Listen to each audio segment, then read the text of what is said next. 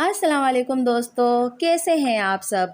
मुकम्मल नॉवेल वो एक दरीचाए किरण के 8वें हिस्से के साथ हाजिर हूँ। रोटियों को अच्छी तरह दस्तरखान में लपेटकर उसे हॉट पॉट में रखा और शामी कबाब फ्रिज से निकालकर शेल्फ पर रखे। अभी उसने कढ़ाई चूल्हे पर रखी थी जब जुबेर की आवाज़ पर वो जल्दी से चूल्हा बंद करके अंदर की तरफ भागी। अंदर दाखिल होते ही उसकी धड़कन तेज हुई थी। जुबेर, उसकी वालदा और कामरान तीनों एक साथ बैठे थे। इन तीनों का एक साथ बैठना कम से कम उसके लिए अच्छा शगुन नहीं था। आओ शबनम बैठो, उसकी सवालिया नज़रों के जवाब में जुबेर की वालदा रुकैया ने उसे बैठने का इशारा किया था। हम अभी कामरान की शादी की बात कर रहे थे। मैंने 2 लड़कियां पसंद की हैं, पर कामरान कुछ और ही कह रहा है। रुकैया बेगम की इतनी लंबी तकरीर कम से कम उसकी समझ से बाहर थी। इसे कोई और लड़की पसंद है। अब ये और बात है कि मुझे इसकी पसंद से इख्तिलाफ है। उन्होंने ठंडी आ भरी और शबनम ने पहलू बदला। उसे कबाब तलने थे, सुफियान को दूध पिलाना था और यहाँ पर फजूल टॉपिक। भला कामरान की शादी से उसका क्या ताल्लुक। आज तक तो किसी ने कभी मुझसे मशवरा नहीं किया। वो हैरान थी। अम्मी, आप भी क्या बातें लेकर बैठ गईं, सीधी बात करें। आखिर में जुबेर बेजारी से बोल पड़ा। कामरान को सुम्बुल पसंद है और हम चाहते हैं तुम अपने घर वालों से बात करो। शबनम की आंखों के सामने जैसे अंधेरा छा गया था। क्यों भाभी, आपको कोई प्रॉब्लम है। उसकी मुसलसल खामोशी पर कामरान तंजिया अंदाज में गोया हुआ था। शबनम ने होठों पर जुबान फेरकर खुद को बोलने पर आमादा किया। मुझे क्या प्रॉब्लम होगी, मैं अम्मी अब्बू से बात करूंगी, फिर उनकी जो मर्जी। उनकी मर्जी नहीं, तुमसे कहने का मकसद ये है कि हमें जवाब हाँ में चाहिए। रुकैया बेगम ने अबरूज कर कहा और आंखों से बेटे को इशारा किया। एक और बात भी करनी थी तुमसे। शबनम ने धड़कते दिल से जुबेर को देखा। मैंने जॉब छोड़ दी है। शबनम ने गहरा सांस लेकर तने हुए आसाब को ढीला छोड़ा। इसीलिए मौसूफ पिछले 4 दिन से घर में पाए जा रहे थे। मैं अपने दोस्त के साथ बिजनेस शुरू करना चाह रहा हूँ, जिसके लिए मुझे एक हेवी अमाउंट की ज़रूरत है। शबनम लपसिए उसे देखती रही। मेरे पास तो कुछ नहीं, तुम जानती हो, इसलिए। इतना कहकर जुबेर ने रुक कर माँ का चेहरा देखा और शबनम ने उनकी आंखों का ताक़ुब किया। तुम अपने अब्बू से कहो अगर वो कुछ रकम का बंदोबस्त कर सकें। ओह, बेसाख्ता शबनम के मुंह से निकला। तभी इतनी लंबी तमहीद बांधी जा रही थी। कितनी रकम, उसने दिल कड़ा करके पूछा। 10 लाख। 10 लाख। शबनम की चीख उसके हलक में दफन होकर रह गई। इसमें इतना चौंकने वाली क्या बात है बहू। रुकैया को बुरा लगा था। इतना तो जुबेर का हक बनता है। 2 कपड़ों में लाए थे तुम्हें, कभी जताया नहीं। पर हुआ क्या, जब से आई हो मेरे बेटे पर तो जैसे रिस्क के दरवाजे बंद होकर रह गए हैं। और ये एहसान कम कर रहे हैं कि तुम्हारी बहन का रिश्ता मांग रहे हैं। भाई तुम लोगों का है नहीं, जो है तुम दोनों का ही है। और शादी के बाद रहना तो तुम दोनों ने साथ ही है ना। और तुम्हारे मकान की कीमत 60-70 लाख तो होगी ही। वो हक्का बक्का उनका मुंह देख रही थी, जिन्होंने जायदाद का अंदाज़ा लगाने के साथ कितनी शानदार मंसूबाबंदी भी कर रखी थी। पर जुबेर, मैं अब्बू को ये तो नहीं कह सकती वो मकान बेच दें। वो दोनों इस बुढ़ापे में कहाँ धक्के खाएंगे। इसकी बात पर जुबेर के माथे पर बल पड़ गए थे। देखो शबनम, हमने आज तक तुम्हें कोई तकलीफ नहीं दी और ना कोई डिमांड की। तुम्हारे घर वालों को तो शायद दामाद की इज्जत करना नहीं आती, और जो तुम्हारे ताया ने किया वो हम भूले नहीं। अब ये तुम्हें फैसला करना है कि तुम्हें माँ बाप का घर बचाना है या अपना। सोच समझ कर फैसला करना। और एक बात, जब भी अपने अब्बू के घर जाओ सोच समझ कर जाना, और तब तक वापस ना आना जब तक मेरी मतलूबा रकम तुम्हारे हाथ में ना हो। महफिल बर्खास्त हो गई थी। वो तीनों जा चुके थे, जबकि वो अभी तक सख्ते की कैफियत में बैठी थी। उसे ड्राइंग रूम में बैठे 15 मिनट से ज़्यादा हो गए थे, लेकिन घर का कोई फर्द दोबारा अंदर नहीं आया था। उसने खौफ से दोबारा घड़ी को देखा। तभी शबनम अंदर दाखिल हुई, होठों पर मुस्कुराहट और आंखों में आंसू लिए। वो बड़े बेसाख्ता अंदाज में उसके सीने से लगी थी। अनस का हाथ उसके सर पर ठहर गया था। अरे भाई बस करो, अब तो मैं आ गया हूँ। तुमने तो रोने में अम्मी को भी पीछे छोड़ दिया है। शबनम को खुद ही अपने जज्बातीपन का एहसास हुआ तो दोनों हाथों से चेहरा साफ करके उसके साथ बैठ गई। कब आए हो, कैसे हो, अच्छे लग रहे हो। शबनम उसका चेहरा देखते हुए मोहब्बत से बोली। अनस हंस पड़ा था। खुद ही सवाल खुद ही जवाब दे रही हो, अपनी सुनाओ, क्या हालत बनाई हुई है। अनस ने उसकी सूजी हुई आंखों को तशवीश से देखा, लेकिन लहजा सरसरी रखा था। बस कुछ नहीं, वो नज़रें चुराकर बोली। सुफियान, दरवाजे में खड़े बच्चे को उसने आवाज़ दी तो अनस भी उधर देखने लगा। अरे ये तुम्हारा बेटा है। अनस बेख्तियार उठा और सुफियान को गोद में उठा लिया। کتنا کیوٹ ہے، بالکل مجھ پر گیا ہے۔ شبنم دل سے مسکرائی تھی۔ ہر کیوٹ بندہ تمہیں اپنی طرح ہی لگتا ہے۔ ہاں بھائی بھانجے کیسے ہو؟ سفیان حیرت سے کبھی ماں کو اور کبھی انس کو دیکھ رہا تھا۔ یہ بولتا نہیں؟ انس نے بیٹھتے ہوئے اسے گود میں بٹھا لیا۔ بہت بولتا ہے، تمہیں پہلی دفعہ دیکھ رہا ہے نا، اس لیے چپ ہے۔ تھوڑی دیر انتظار کرو، ابھی شروع ہو جائے گا۔ اور سناؤ، اب رہو گے نا؟ دیکھو سوچ کر تو نہیں آیا تھا ایسا، پر گھر کے حالات دیکھ کر لگ رہا ہے یہیں رہنا پڑے گا۔ کیوں، خیریت؟ شبنم چونکی۔ ہاں وہ دلاور، وہ ابھی اتنا ہی بولا تھا جب زبیر اندر داخل ہوا۔ السلام علیکم۔ انس کھڑا ہو گیا۔ کیسے ہیں زبیر بھائی؟ اس نے مسکراتے ہوئے مسافے کے لیے ہاتھ بڑھایا، جسے زبیر نے بڑے تکلف سے تھاما اور اسی تکلف سے صوفے پر بیٹھ گیا۔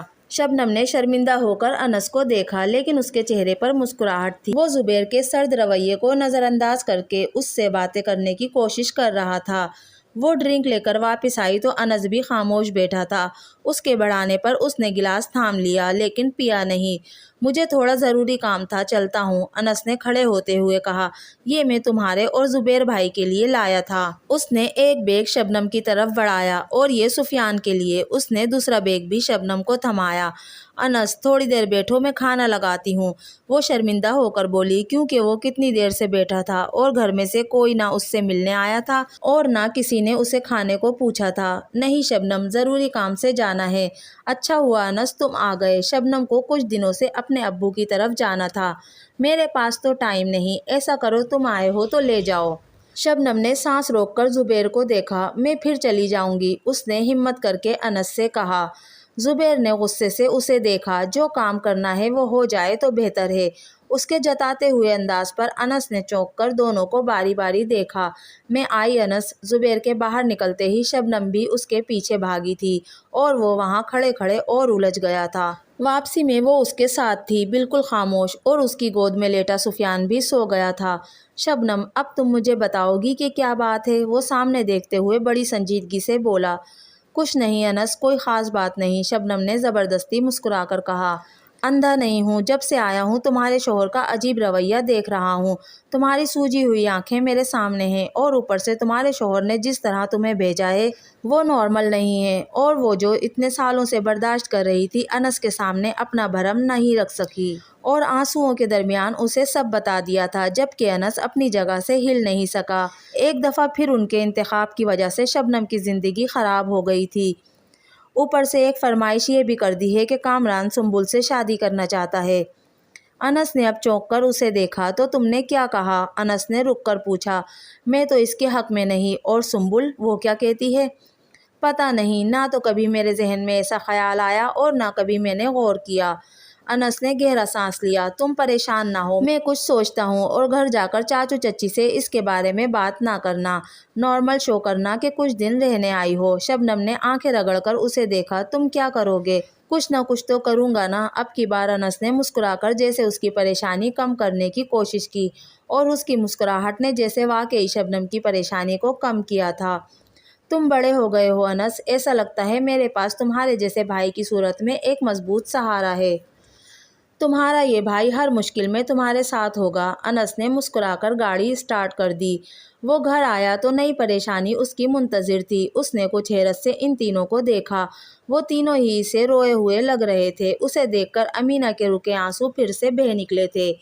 خیریت تو ہے امی، کیا ہوا؟ اس نے گھبرا کر انہیں بازوؤں کے حلقے میں لیا۔ کوئی مجھے بتائے گا؟ اب کہ وہ جھنجھلا کر اونچی آواز میں بولا۔ نیہا نے خلا کا نوٹس بھیجا ہے۔ واجد صاحب کے بتانے پر انس نے اپنا سر تھام لیا۔ یہ ہو کیا رہا ہے؟ وہ خود کلامی کے انداز میں بولا۔ کیوں کر رہی ہے وہ ایسے؟ اس نے سرخ ہوتی آنکھوں کے ساتھ دلاور سے پوچھا۔ اعتراض تو اس کو کئی ہے، میرے ماں باپ کے ساتھ رہنا نہیں چاہتی، کہتی ہے میں اس پر پابندیاں لگاتا ہوں، 10 لڑکوں کے ساتھ اس کا اٹھنا بیٹھنا ہے، جب منع کرتا ہوں تو مڈل کلاس ہونے کا طعنہ دیتی ہے۔ اب بچے کا ایشو بنا لیا ہے کہ مجھ میں پرابلم ہے، جبکہ میں اپنے ٹیسٹ کروا چکا ہوں، میں ٹھیک ہوں، تنگ آ گیا ہوں میں اس سے، اور اب چھٹکارا چاہتا ہوں۔ دلاور کے صبر کا پیمانہ جیسے بھر گیا تھا۔ یہ کسی مسئلے کا حل نہیں دلاور، شادی کوئی مذاق نہیں، یہ کرنا آسان ہے لیکن اسے نبھانا مشکل ہے، کہہ کر اس نے گہرا سانس لیا۔ کل میں خود جاؤں گا نیہا کی طرف، سمجھاؤں گا اسے۔ آپ چلیں گے امی ابو؟ توبہ کرو، میں تو منہ نہیں لگتی اس بدتمیز عورت کے، پڑھی لکھی جاہل کہیں کی۔ امینہ بیگم رونا بھول کر غصے سے بولی، ابو آپ؟ اب کہ اس نے باپ کو دیکھا، انہوں نے اس بات میں سر ہلایا تھا۔ اور یہ انس کی زندگی کی سب سے بڑی غلطی تھی جو وہ نیہا کے گھر آیا تھا۔ وہ نیہا کو سمجھانے آیا تھا، لیکن الٹا اس نے اور اس کے گھر والوں نے اسے اور اس کے باپ کو بے عزت کر کے رکھ دیا تھا۔ نیہا کے گھر والے اپنی بیٹی کی غلطی ماننے کو تیار ہی نہیں تھے۔ ان کے نزدیک سارا قصور دلاور کا تھا، اور وہاں سے نکلتے ہوئے انس کو دلاور کے رونے کی وجہ سمجھ آ گئی تھی۔ ہیلو، کہاں ہیں سب؟ گھر میں خاموشی محسوس کر کے اس نے اونچی آواز میں ہانک لگائی اور بیگ صوفے پر پھینک کر خود بھی وہیں بیٹھ گئی۔ تبھی شبنم کمرے سے باہر نکلی۔ کیا بات ہے باجی، اتنا سناٹا کیوں ہے؟ وہ سفیان موٹو کہاں ہے؟ وہ سو رہا ہے۔ اس کے سنجیدہ انداز پر سنبل نے غور سے اس کا چہرہ دیکھا۔ امی نظر نہیں آ رہی؟ امی ابو تایا جی کی طرف گئے ہیں۔ کیوں، خیریت؟ وہ حیران ہوئی تھی کیونکہ راشد صاحب تو جاتے رہتے تھے، پر شکیلہ کا جانا عجیب تھا۔ وہ دلاور اور نیہا کا رشتہ ختم ہو گیا کیا؟ سنبل کو جھٹکا لگا تھا، لیکن یہ احساس کچھ لمحوں کے لیے تھا۔ اگلے پل گہرا سانس لے کر اس نے دونوں ہاتھ جھاڑے۔ خس کم جہاں پاک، کیا مطلب؟ شبنم نے تعجب سے اسے دیکھا۔ مطلب کیا باجی، انسان جو بوتا ہے وہی کاٹتا ہے۔ میرے نزدیک تو اچھا ہوا ہے، کتنے غرور سے شادی کی تھی انہوں نے، اب دلاور بھائی اور تائی جی کا غرور خاک میں مل گیا ہوگا۔ اس کے چہرے پر مسکراہٹ تھی جسے دیکھ کر شبنم کو حقیقتاً دکھ ہوا تھا۔ بڑے افسوس کی بات ہے سنبل، کسی کے دکھ میں خوش ہونا ایک اچھے مسلمان کی نشانی تو نہیں ہوتی۔ اللہ تعالیٰ سب کے گھروں کو آباد رکھے، اور اگر ایسا میرے ساتھ ہوتا تو بھی تم ایسے خوش ہوتی؟ سنبل نے تڑپ کر اپنی بہن کو دیکھا۔ اللہ نہ کرے آپ کے ساتھ ایسا ہو۔ اور زبیر بھائی؟ وہ تو بہت اچھے ہیں، دلاور بھائی جیسے تو بالکل نہیں، دھوکے باز، لالچی۔ کون کیسا ہے یہ ہم کبھی نہیں جان سکتے جب تک واسطہ نہ پڑے، شبنم نے دھیمی آواز میں کہا۔ کیا کہہ رہی ہیں باجی؟ سنبل سمجھ نہیں سکی۔ کچھ نہیں، شبنم نے سر جھٹکا۔ تبھی راشد صاحب اور شکیلہ اندر داخل ہوئے۔ ان دونوں کے افسردہ چہرے دیکھ کر دونوں نے کوئی سوال نہیں کیا تھا، لیکن راشد صاحب کے اندر جاتے ہی سنبل خود کو روک نہیں سکی۔ امی ابو کی تو سمجھ آتی ہے، پر آپ کو کیا سوجی وہاں جانے کی؟ کیا آپ تائی جی اور دلاور بھائی کی باتیں اور حرکت بھول گئی ہیں؟ شکیلہ نے پہلے شبنم کو اور پھر غصے سے سنبل کو دیکھا۔ سنبل، میں کب سے تمہاری بدتمیزی برداشت کر رہی ہوں، کتنا بغض بھرا ہے تمہارے دل و دماغ میں، کیا میں نے ایسی تربیت کی ہے تمہاری؟ سنبل اپنا غصہ بھول کر پریشانی سے ماں کا غصہ دیکھنے لگی۔ امی میں نے غلط کیا کہا ہے؟ وہ روحان سے ہو کر بولی۔ کسی کی پریشانی میں خوشی کا اظہار کہاں کی صحیح بات ہے، اور ایسے وقت میں دشمن بھی دشمنی بھول جاتے ہیں، جبکہ وہ تو ہمارے رشتہ دار ہیں۔ اس کو چھوڑے امی، وہاں سب ٹھیک ہیں؟ شبنم نے ناراض نظر سنبل پر ڈال کر پوچھا۔ ٹھیک کیا ہونا ہے بیٹا، گھر اجڑ گیا دلاور کا، تکلیف تو ہے سب کو، شکیلہ نے آہ بھر کر کہا تو سنبل ناراضی سے واک آؤٹ کر گئی۔ دوستو، یہ تھا مکمل ناول وہ ایک دریچہ کرن کا 8واں حصہ۔ مجھے آپ سب دوستوں کی سپورٹ کی بہت زیادہ ضرورت ہے، اس لیے پلیز میرے چینل کو سبسکرائب کیجیے، میری ویڈیو کو لائک اور شیئر کیجیے۔ ملتے ہیں اگلی ویڈیو میں، تب تک کے لیے اللہ حافظ۔